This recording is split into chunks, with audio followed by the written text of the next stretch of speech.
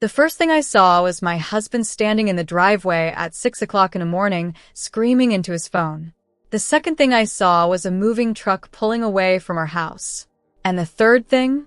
The look of pure panic on his face when he realized everything he thought belonged to him was gone.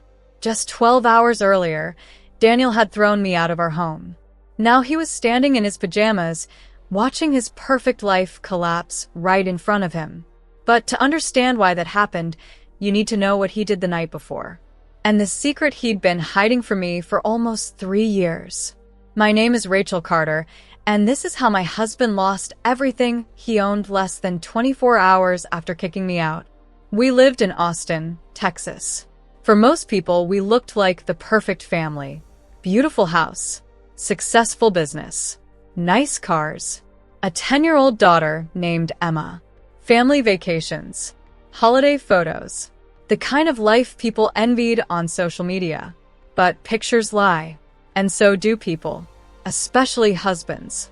For the first 10 years of our marriage, Daniel and I were genuinely happy. At least I thought we were. I worked as a marketing manager. Daniel owned a growing construction company. We weren't rich at first. We built everything together. Every late-night budget, every sacrifice, every mortgage payment, every business loan. We were a team, or at least I believed we were. Then things started changing, slowly, almost invisibly. It began after Daniel's mother moved to Austin. Linda Carter, the woman who believed no woman would ever be good enough for her son. The woman who had spent years pretending to like me. And the woman who would eventually help destroy our marriage. At first, it was little things. Daniel started consulting her about decisions he used to discuss with me. Then he began canceling plans with Emma and me whenever Linda needed something.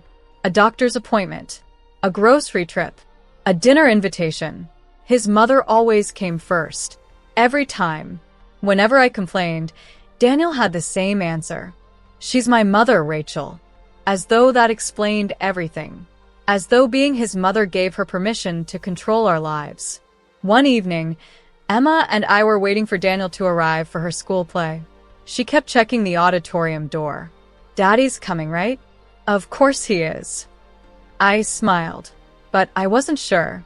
5 minutes before the performance started, my phone buzzed. A text. From Daniel. "Can't make it. Mom isn't feeling well." I stared at the message. Then at Emma. My heart broke. She saw my expression immediately. "He's not coming, is he?" I couldn't lie. "No, sweetheart." She nodded slowly, trying to be brave, but I saw tears forming in her eyes. That night, something changed inside me. Not because Daniel missed the play, because he didn't even seem sorry. Months passed. The distance between us kept growing. Then, one afternoon, I discovered something strange. A bank statement. One I wasn't supposed to see. I had stopped by Daniel's office to bring him lunch. He was in a meeting. While waiting, I noticed paperwork scattered across his desk. Normally, I wouldn't snoop, but one number caught my attention. $180,000. Transferred. I frowned. We didn't have any planned investments. No property purchases. Nothing that required that amount of money. When Daniel returned, I casually asked about it. His reaction was immediate. "What were you doing looking through my paperwork?" I blinked. "I wasn't. It was sitting on your desk." His face hardened. "It's business. Don't worry about it." That answer bothered me. A lot. Because for 15 years, there had never been a "don't worry about it." The next few weeks were worse. Daniel became secretive. Protective of his phone. Protective of his office. Protective of everything. One night, I woke up around 2 a.m. His side of the bed was empty. I walked downstairs. The light in his office was on. Through the cracked door, I heard his voice. "I'll handle Rachel." Silence. Then, "No. She doesn't know anything." Every nerve in my body tightened. Who was he talking to? And what didn't I know? The answer arrived 6 months later. In the worst possible way. It was a Saturday afternoon. Emma was spending the weekend at a friend's house. Daniel's mother had invited herself over for dinner. Again, I was setting plates on the table when Linda smiled at me. That fake smile she always used before saying something cruel. "You know, Rachel, I never thought you'd last this long." I stared at her. "What does that mean?" She shrugged. "Nothing." Daniel laughed nervously. "Mom." But she wasn't finished. "Some women are temporary. Some understand how to support successful men." The room became very quiet. I looked at Daniel, waiting for him to defend me, waiting for him to say something, anything. Instead, he looked down at his plate and said nothing. That silence hurt more than her words. After dinner, I confronted him. "Why didn't you say anything?" He sighed. "Because she's old." She didn't mean it. I laughed in disbelief. She absolutely meant it. "Rachel, let it go." "No." "You let it go. You always let it go." His expression changed. For the first time, I saw anger. Real anger. And it wasn't directed at his mother. It was directed at me. "Maybe I'm tired of being caught between you two." I stared at him. "Caught between us?" "Daniel, I'm your wife." His jaw tightened. "Not everything is about you." Those words hit like a slap. Because deep down, I realized something terrifying. I wasn't the most important woman in his life anymore. Maybe I never had been. And I had no idea that within 24 hours, a secret hidden for years would finally come crashing into the open. A secret so devastating, it would cost Daniel nearly everything he owned. The secret revealed itself on a rainy Sunday night. And it didn't come from Daniel. It came from a woman I had never seen before. I was sitting in my car outside a grocery store when my phone rang. Unknown number. Normally, I would have ignored it. But something made me answer. "Hello." The woman on the other end sounded nervous. "Are you Rachel Carter?" "Yes." There was a pause. Then she said the words that changed everything. "I think you deserve to know what your husband has been doing." My grip tightened on the steering wheel. "Who is this?" "My name is Melissa." Another pause. Then, "I've been working for Daniel for 2 years." My stomach dropped. 20 minutes later, I was sitting across from Melissa in a small coffee shop. She looked terrified, like someone carrying a secret too heavy to keep. "I almost didn't call," she admitted. "Then why did you?" She looked down. "Because what they're doing is wrong." "They?" "Your husband and his mother." The mention of Linda immediately got my attention. "What exactly are they doing?" Melissa opened a folder. Inside were copies of financial records, property documents, business transfers, bank statements. The deeper I looked, the colder I felt. My name wasn't on any of them. Not one. "These accounts were created almost 3 years ago," Melissa explained. "Daniel started moving assets little by little." I stared at her. "What assets?" She swallowed. "The house. The business. Investment accounts." I looked up sharply. "What are you talking about?" Melissa pushed another document toward me. I nearly stopped breathing. It was the deed to our house. Only Daniel's name appeared. Mine was gone. Somehow, without my knowledge, everything had been transferred. Everything. "No." I shook my head. "This has to be wrong." Melissa looked genuinely sad. "I wish it was." She handed me another document, then another, and another. Each one told the same story. Over 3 years, Daniel and Linda had quietly restructured nearly every family asset. The business I helped build, the properties we purchased together, the investments we'd sacrificed for. Everything had been shifted into trusts and companies controlled by Daniel, and in some cases, by Linda. I felt sick. "Why?" Melissa looked away. Then she answered, "Because he was planning to divorce you." The words hit harder than anything else. I couldn't breathe, couldn't think, couldn't process what I was hearing. "Since when?" "At least 2 years." I stared at her. 2 years. For 2 years, my husband had smiled at me. taken family vacations, celebrated birthdays, sat beside me at dinner, while secretly preparing to erase me from our life together. When I finally got home that evening, Daniel was watching television, as if nothing had happened, as if my world hadn't just shattered. I stood in front of him, holding the documents. His face lost color immediately. "Where did you get those?" That was all he asked. Not. "They're fake." Not. "This is a misunderstanding." Just. "Where did you get those?" I already knew the truth. "You did it."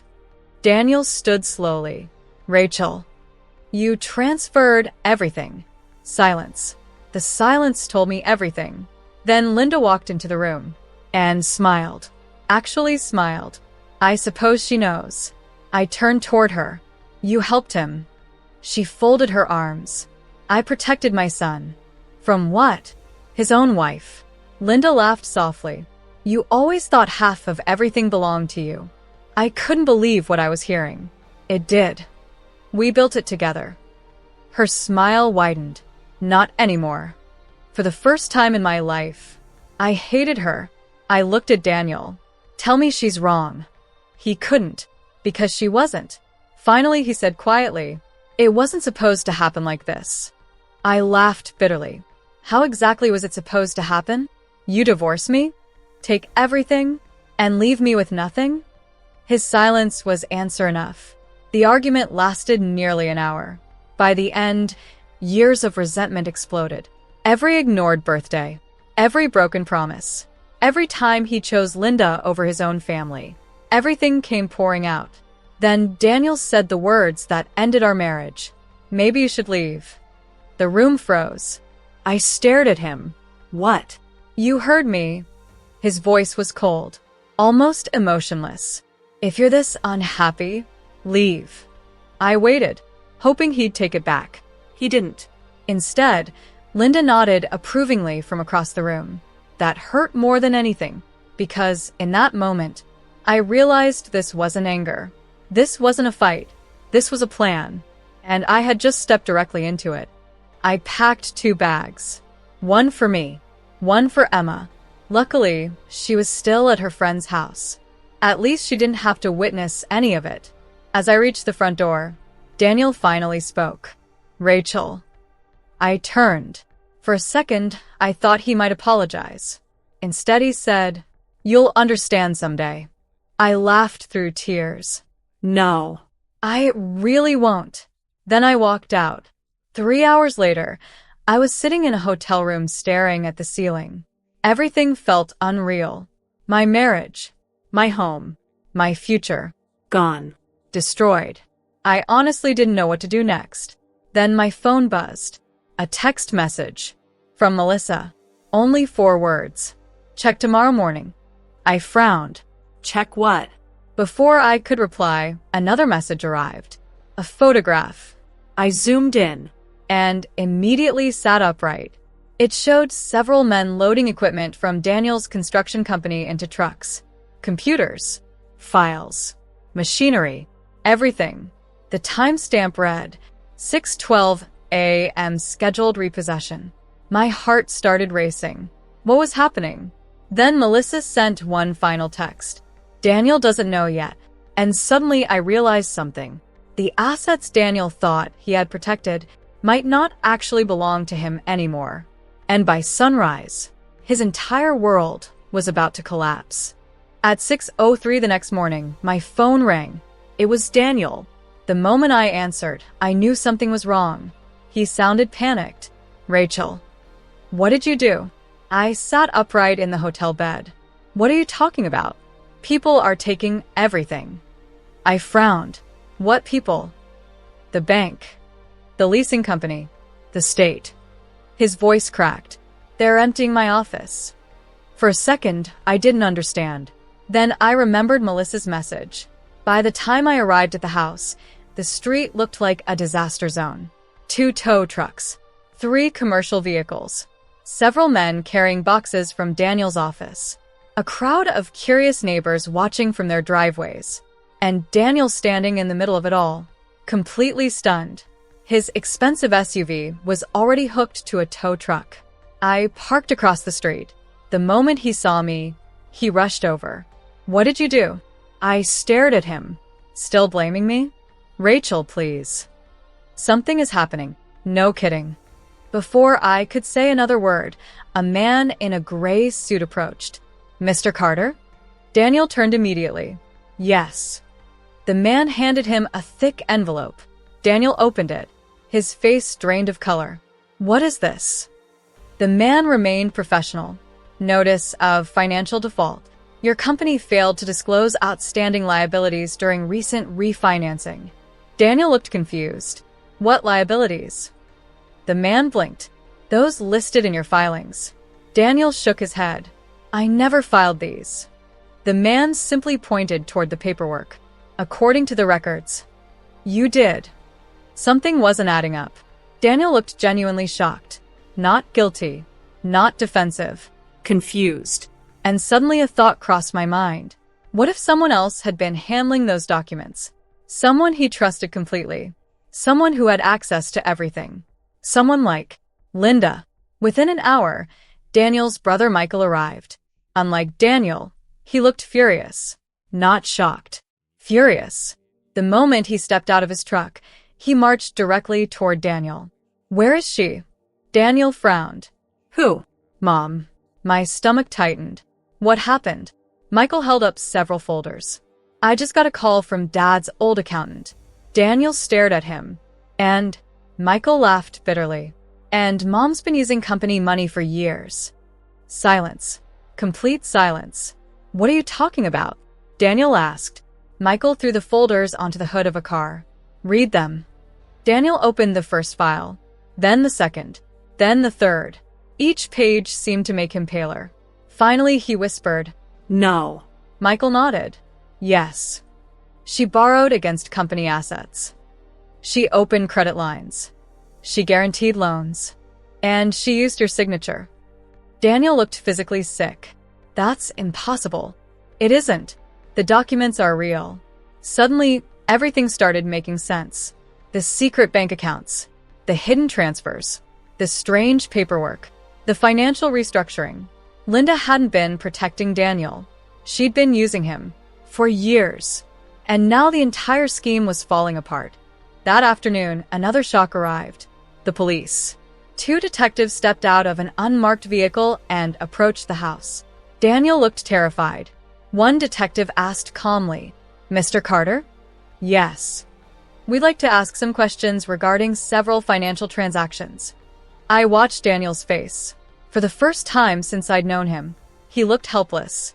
Completely helpless. The investigation moved quickly. Much faster than anyone expected. Within days, forensic accountants uncovered millions of dollars in unauthorized loans and hidden debt. Most of it traced back to accounts Linda controlled. But the biggest shock came 3 days later. The construction company wasn't actually profitable anymore.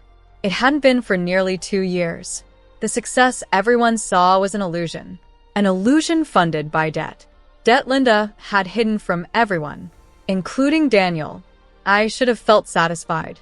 After everything they'd done to me, after being thrown out, after the betrayal, after losing my marriage. But honestly, I felt sad, because Emma was caught in the middle. And none of this was her fault. One evening Daniel asked if he could see me, not as a husband, not even as a friend, just as someone who needed to tell the truth. We met at a quiet coffee shop. He looked exhausted, older, defeated. I owe you an apology. I remained silent. He nodded. I know. His eyes filled with regret. I spent years listening to my mother. I thought she was protecting me. I looked down, and she wasn't. He swallowed hard. She was protecting herself. Then he told me something that stunned me. The reason he'd transferred assets. The reason he'd hidden documents. The reason everything had changed. Linda had convinced him our marriage would eventually fail. She told him I was only interested in money, that I was planning to leave, that I couldn't be trusted. Little by little, she poisoned every part of our relationship, until he believed her. And by the time he realized the truth, it was too late. A month later, the investigation ended. Linda was charged with multiple counts of fraud, forgery, and financial misconduct.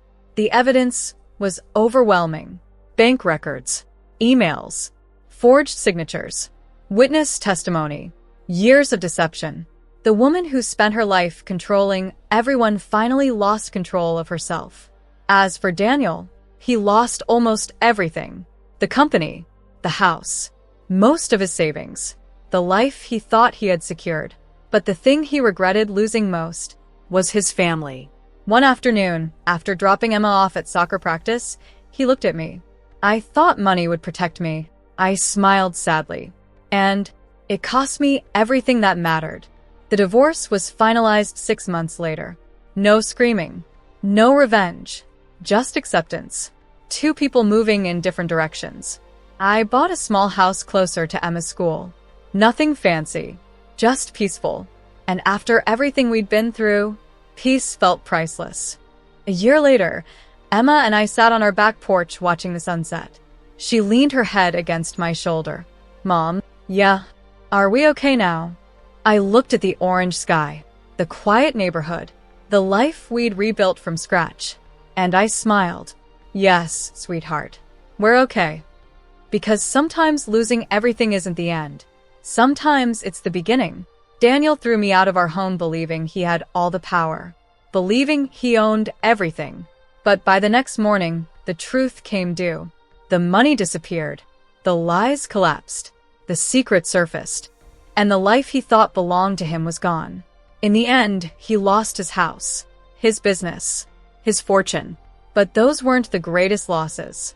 The greatest loss was realizing too late that the person he should have trusted all along was the wife he asked to leave. The courtroom was silent when Linda Carter finally took the witness stand. For the first time in my life, she looked nervous, not confident, not powerful, not untouchable, just scared. The woman who had controlled everyone around her for years sat beneath bright courtroom lights while attorneys presented evidence she could no longer explain away. Bank records, forged signatures, hidden loans, fake business filings, secret accounts. Years of deception spread across dozens of exhibits. Daniel sat a few rows ahead of me. His shoulders were slumped. His eyes never left the floor. I almost didn't recognize him anymore. The arrogant certainty he once carried had vanished. All that remained was regret. Linda's attorney tried to argue that she had only been trying to protect her family, but the evidence told a different story. The prosecutor displayed emails showing Linda secretly moving money between accounts. Another document showed loans taken out against company assets without Daniel's knowledge. Then came the final blow, a recorded conversation. Linda's voice filled the courtroom speakers. Clear. Unmistakable. Daniel doesn't need to know everything. Once the transfers are complete, there won't be anything Rachel can claim. The room went silent. I felt my stomach tighten. Even after everything, hearing those words hurt, because they confirmed what I'd suspected all along. She hadn't just hated me. She had planned for years to erase me from our future. When the hearing ended, the judge issued a devastating ruling. Linda would be held financially responsible for millions of dollars in damages. Several assets were seized. The ongoing criminal case would continue separately, but the civil judgment alone destroyed nearly everything she had spent years trying to protect. As deputies escorted her from the courtroom, she turned toward Daniel. For a moment, I thought she might apologize. Instead, she said, "I did it for you." Daniel looked at her quietly. Then he shook his head. "No, you did it for yourself." Those were the last words he spoke to her that day. Outside the courthouse, reporters crowded the steps. Cameras flashed. Questions flew from every direction. But I walked past all of them. I didn't want revenge. I didn't want attention. I just wanted peace. For the first time in years, I felt like I could finally breathe. Over the next several months, life slowly settled. Emma adjusted better than I expected. Children are stronger than we sometimes realize. One evening while helping her with homework, she looked up at me. "Mom, yes, sweetheart. Are grown-ups always wrong?" I laughed softly. "No, sometimes." "Then how do you know who to trust?" The question hit harder than she knew. I thought about Daniel, about Linda, about everything that had happened. Then I smiled. You trust people who show you the truth with their actions. She nodded thoughtfully and went back to her homework. Daniel and I eventually found a rhythm as co-parents. It wasn't perfect, but it was respectful. One afternoon after Emma's soccer game, he asked if we could talk.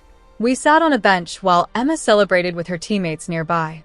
I think about that night every day, he admitted. The night I told you to leave. I stayed quiet. There isn't a day that goes by that I don't regret it. His voice cracked slightly. I chose the wrong person. I looked at him. You chose fear. He nodded. You're right. For a moment, neither of us spoke. Then he said something I never expected. Losing the company hurt. Losing the house hurt. But losing our family, that's the thing I'll regret for the rest of my life. I believed him. Another year passed. The small house Emma and I moved into finally felt like home. The flowers in the front yard bloomed every spring. The neighbors knew us by name. The laughter inside those walls felt genuine. Not forced. Not fragile. Real. One Saturday morning, I stood in the kitchen making pancakes while Emma danced around to music playing from her phone. Sunlight poured through the windows. For a second, I simply stood there watching her. Happy. Safe. Free from all the chaos that once consumed our lives. And I realized something. The worst day of my life had also been the beginning of my freedom. When Daniel kicked me out, I thought I had lost everything. My marriage, my home, my future. But I was wrong. What I actually lost were the lies, the manipulation, the constant feeling that I would never be enough. And once those were gone, I finally had room for something better. Peace. Self-respect. A life built on truth. Sometimes people think karma is dramatic, instant, explosive. But real karma is often much simpler. It's watching the lies collapse under their own weight. It's seeing the truth come to light when nobody expects it. It's realizing that the person who tried to take everything from you ultimately destroyed themselves. Daniel asked me to leave. Hours later, the police knocked on his door. By the next morning, everything he thought he owned was slipping away. The fortune disappeared. The business collapsed. The secret surfaced. And the truth finally won. As for me, I didn't get revenge. I got something better. A fresh start. And after everything I'd survived, that was more valuable than anything money could ever buy.